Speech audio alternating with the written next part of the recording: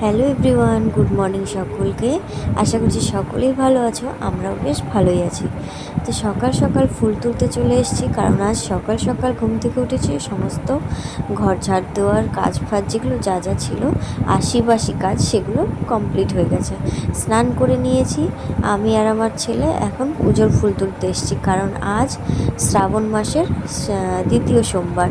তো সেই জন্যই আর কি সকাল সকাল ঠাকুরকে পুজো দিব দেখে রেডি হয়ে গেছি। আর পুজো আমাদের ডান, এবার খেয়ে নেব চা বিস্কুট। তো এদিকে দেখো আমার ছেলেকে স্নান টান করানোর পরে পুজো দেওয়ার পরে কাজল পরিয়েছি চোখে জোর করে, তাই জন্য ও লজ্জা পাচ্ছে, রাগ হয়ে গেছে কেন ওর চোখে কাজল পরিয়েছি। তো আজ ওর বাবা সকাল সকালই কাজে চলে যাচ্ছে, যেহেতু সকাল সকাল ঘুম থেকে উঠেছে। আজকে সকালে আর তেমন কিছু খাইনি, ছাতু আর চা খেয়ে চলে গেল কাজে, যেহেতু আমার সকাল সকাল রান্না হয়নি কিছু, সেই জন্য। তো যাই হোক, এই দেখো এই লাঠিটা দিয়ে নাকি আমাকে ও ঘর মোছারটা দিয়ে নাকি আমাকে মারবে, আমি হচ্ছে কাজল পরিয়েছি তো সেই জন্য ও বলছে এটা দিয়ে নাকি আমাকে পিটুনি দিবে। তো কাজল ওকে আমি আগেও অনেকবার পরিয়েছি, ও না চোখে কাজল পরতেই চায় না, আর আমার না খুব ভালো লাগে ওকে চোখে কাজল পরাতে।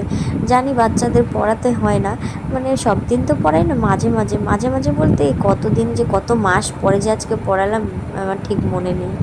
তো এই দেখো ওকে কী সুন্দর লাগছে না কাজল পরে, ও তো খুব রেগে গেছে আমার ওপরে আজকে, বলছে তোমার হবে এরম করে বলছে আবার। আর ওর তো জানোই কথার আর প্রশ্নের কোনো শেষ নেই, ওকে পটাচ্ছিলাম যাতে ভালো করে একটু ভিডিও করতে পারি, নাহলে তো তাকাবেই না, ফোনটা হাতে নিলেই বলছে না ভিডিও করবা না, তুমি ভিডিও করবা না।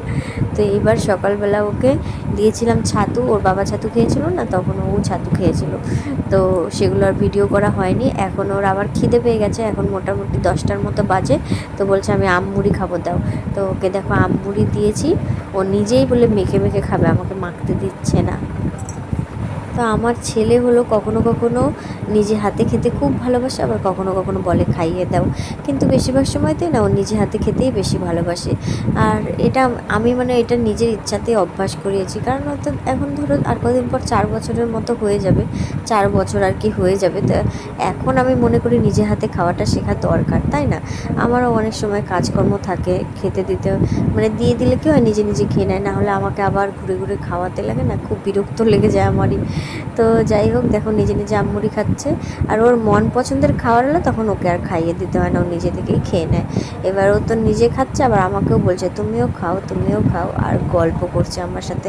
ওর সাথে সারাদিন গল্প করলেও খুব খুশি, কাজ বাজ বাদ দিয়ে সারাদিন ওর সাথে বসে গল্প করো, খেলো, ওকে সময় দাও, এটাই ও চায়। কিন্তু আমারও তো কাজকর্ম থাকে না, তো যতটুকু পারি কাজের ফাঁকে ততটুকু ওকে সময় দিই, ততটুকু বলতে ওকে অনেকটাই আমি সময় দিই, কারণ আমি আগে আমার ছেলে, তারপর সমস্ত কাজকর্ম, আমি যেটা মনে করি। কারণ কি ও তো আস্তে আস্তে বড় হয়ে যাচ্ছে, তো ওই সময়গুলো তো সময় চলে গেলে তো আর ফিরে পাওয়া যাবে না, তাই না?